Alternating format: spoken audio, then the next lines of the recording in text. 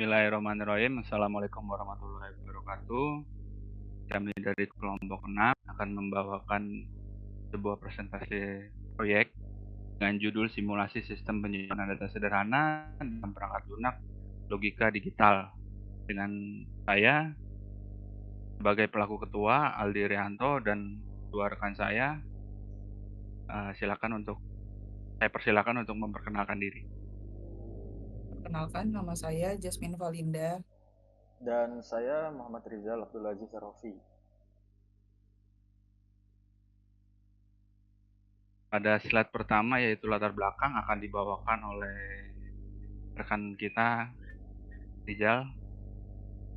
Waktu dan tempat saya persilakan.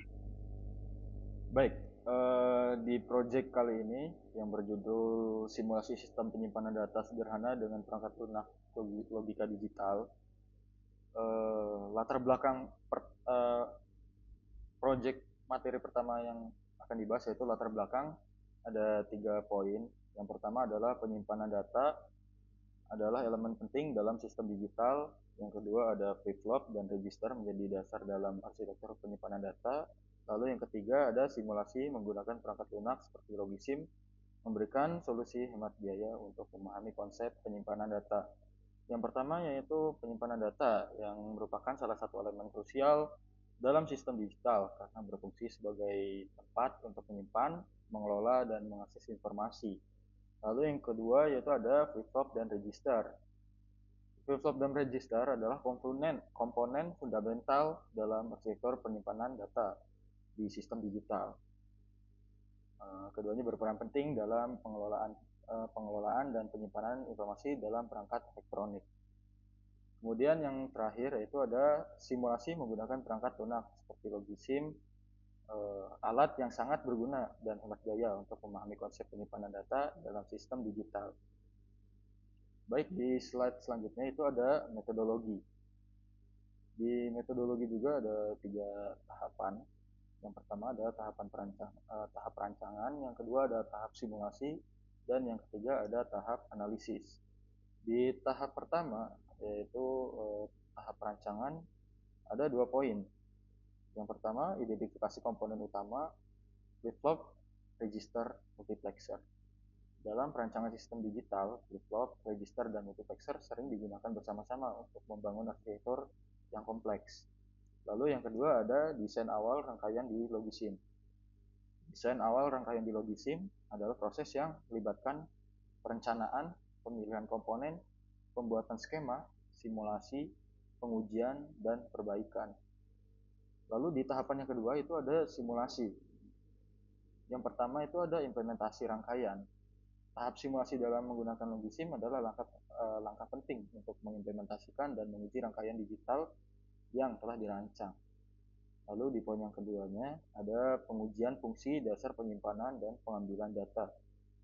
Pengujian fungsi dari dasar penyimpanan dan pengambilan data adalah langkah penting juga dalam proses desain dan simulasi rangkaian digital, terutama ketika menggunakan komponen seperti flip-flop dan register. Lalu di tahap yang ketiga yaitu tahap analisis. Poin yang pertama adalah evaluasi stabilitas dan efisiensi rangkaian. Tahap analisis dalam desain rangkaian digital melibatkan evaluasi stabilitas dan efisiensi rangkaian yang telah dirancang dan diuji. Lalu yang terakhir ada dokumentasi hasil simulasi. Dokumentasi ini berfungsi sebagai catatan yang jelas dan terperinci mengenai semua aspek dari simulasi yang telah dilakukan, termasuk pengujian, hasil, dan analisis. Lalu di slide yang selanjutnya ada tujuan proyek.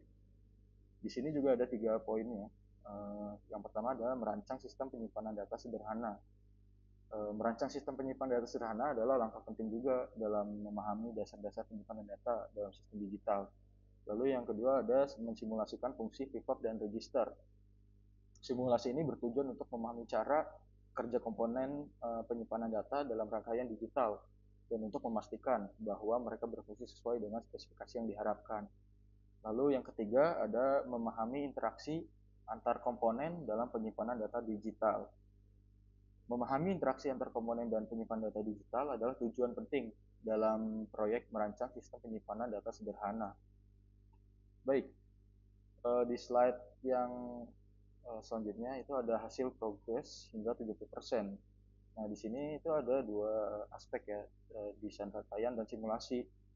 Di desain rangkaian ada flip-flop berfungsi menyimpan 1 bit data, lalu ada register mampu menyimpan hingga 8 bit data, kemudian ada multiplexer digunakan untuk memilih input data.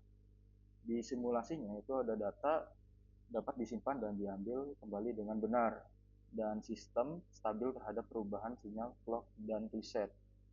Secara keseluruhan, proyek ini menunjukkan kemajuan signifikan dalam desain dan pengujian rangkaian digital dengan fungsi dasar, memori, dan stabilitas sistem yang telah teruji. Baik, mungkin itu saja penjelasan dari saya mengenai materi-materi yang sudah disampaikan tadi. Selanjutnya saya kembalikan kepada rekan saya, Aldi. Kepadanya dipersilakan. Nah, terima kasih untuk Rizal yang sudah menyampaikan penjelasan di awal tadi. Baik, sekarang kita masuk ke dalam visualisasi rangkaian yang dimana kita bisa lihat di sini ada gambar diagram alirnya. Jadi alur kerja rangkaian ini adalah pertama itu ada input logika. Kombinasi sinyal dari AND gate dan NOT gate digunakan untuk menghasilkan sinyal kontrol untuk counter dan RAM. Dan kedua, ada penghitungan data. Counter menerima sinyal dan menghitung data sesuai mode increment dan decrement. Yang ketiga, ada penyimpanan data. Data di counter, RNG disimpan jika sinyal write enable aktif. Yang keempat, ada pembacaan data. Data dari RAM dibaca melalui sinyal output, enable, dan dikirim ke decoder BCD. Konversi dan tampilan. Yang kelima, ada konversi dan tampilan. Decoder BCD mengisi data ke format desimal, lalu ditampilkan di tampilan. Selanjutnya, itu ada gambar visual. Selanjutnya, berikut ini adalah fungsi utama rangkaian. Rangkaian ini mensimulasikan proses penyimpanan data sederhana. Proses ini melibatkan pengolahan sinyal input logika, penghitungan data, penyimpanan data sementara, dan menampilkan hasil tampilan 7 segmen. Sistem dirancang untuk memanfaatkan kombinasi gerbang logika, counter, RAM, generator angka acak atau RNG, dan decoder BCD. Adapun komponen utama dan cara kerja. Kita bisa lihat ada gerbang logika, yaitu ada AND gate dan NOT gate. Fungsinya adalah mengelola sinyal logika masukkan logika 0 atau 1. Hasil dari AND gate dikombinasikan dengan NOT gate untuk menghasilkan sinyal kontrol. Tujuannya mengatur operasi counter dan mengontrol kapan data akan dihitung atau disimpan. Dan yang komponen berikutnya ada counter atau CTR7. Fungsinya adalah melakukan penghitungan data berdasarkan sinyal masukan. Memiliki mode hitung naik, increment, atau hitung turun, decrement, yang diatur oleh sinyal kontrol. Tujuannya menghasilkan alamat atau nilai data yang akan digunakan pada RAM dan tampilan.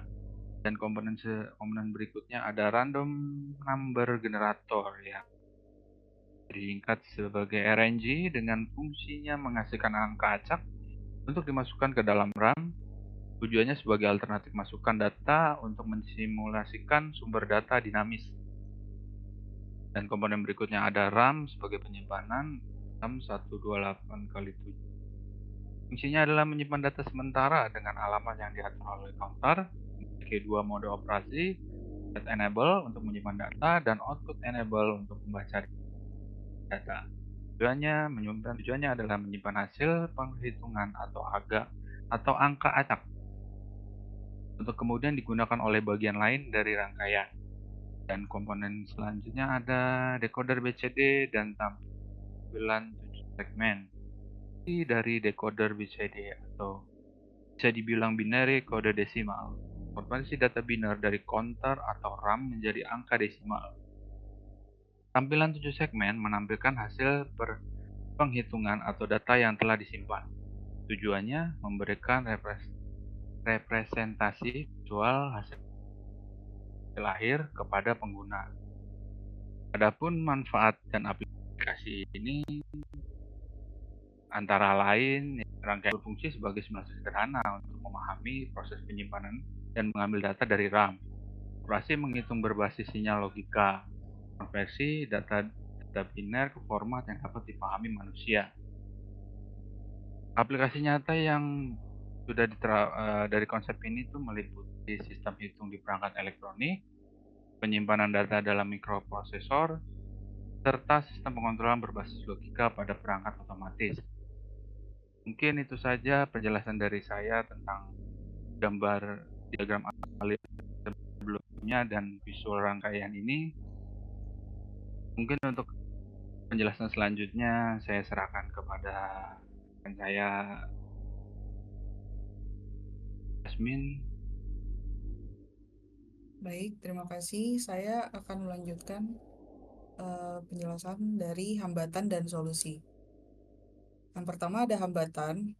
Di poin pertama ada desain memerlukan optimasi untuk efisiensi komponen. Yang poin kedua itu ada skenario pengujian kompleks membutuhkan perhatian detail. Secara keseluruhan, hambatan-hambatan ini menunjukkan bahwa proses desain dan pengujian dalam proyek rangkaian digital tidak hanya memerlukan pemahaman teknis, tetapi juga pendekatan yang sistematis dan teliti. Yang kedua ada solusi. Di poin pertama itu ada revisi mandiri terhadap desain untuk efisiensi lebih baik. Di poin kedua ada pengujian dilakukan secara bertahap dengan skenario sederhana. Dengan menerapkan solusi ini, proyek dapat mengatasi hambatan yang ada dan meningkatkan kualitas desain serta fungsionalitas rangkaian digital. Di slide selanjutnya ada rancangan tahap akhir. Di tahap pertama ada optimasi rangkaian. Di poin pertama itu mengurangi penggunaan komponen berlebih. Tujuan dari tahap ini adalah untuk meningkatkan efisiensi rangkaian dengan mengurangi penggunaan komponen yang berlebih. Di tahapan yang kedua ada pengujian lanjutan. Di poin pertama ada uji stabilitas dengan data yang lebih besar. Setelah melakukan optimasi pada rangkaian, langkah selanjutnya adalah melakukan pengujian lanjutan untuk memastikan bahwa sistem penyimpanan data berfungsi dengan baik dalam kondisi yang lebih kompleks. Di poin kedua ada simulasi skenario kompleks. Simulasi ini bertujuan untuk menguji bagaimana rangkaian berfungsi dalam situasi yang lebih rumit dan realistis. Di tahapan ketiga ada dokumentasi dan presentasi. Di poin pertama ada penyusunan laporan akhir, dan yang kedua ada penyelesaian video presentasi. Dokumen dan presentasi yang baik adalah kunci untuk menyampaikan hasil proyek dengan efektif. Di slide selanjutnya ada relevansi dengan SDGs. Di SDGs kali ini kita menggunakan SDG 4 dan SDG 9. Di SDG 4 itu mendukung pendidikan berkualitas melalui pembelajaran teknologi. Proyek desain rangkaian digital ini tidak hanya memberikan pengalaman belajar yang berharga bagi siswa, tapi juga berkontribusi pada pencapaian SDG 4 dengan mendukung pendidikan berkualitas melalui pembelajaran teknologi. Di SDG 9 yaitu mendorong inovasi dan pengembangan infrastruktur digital yang bertujuan untuk membangun infrastruktur yang tangguh, mempromosikan industrial yang inklusif dan berkelanjutan, serta mendorong inovasi. Di slide selanjutnya ada kesimpulan. Kesimpulan yang pertama yaitu proyek telah mencapai 70% progres dengan hasil yang memuaskan. Secara keseluruhan, proyek desain rangkaian digital ini menunjukkan kemajuan yang signifikan dan hasil yang memuaskan. Di poin yang kedua, yaitu fokus selanjutnya pada optimasi dan pengujian akhir. Setelah mencapai 70%, progres dalam proyek desain rangkaian digital, langkah selanjutnya adalah melakukan optimasi dan pengujian akhir. Sekian penjelasan proyek dari saya. Selanjutnya saya akan memberikan ke rekan saya, Aldi Rianto. Ya, terima kasih untuk rekan saya Jasmine, dan satu lagi rekan saya Rizal yang telah mempresentasikan proyek. Mungkin saya ambil alih ya.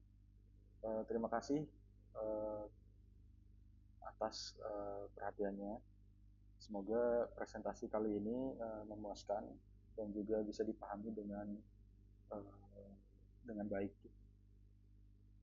Baik, saya tutup mungkin sampai di sini saja.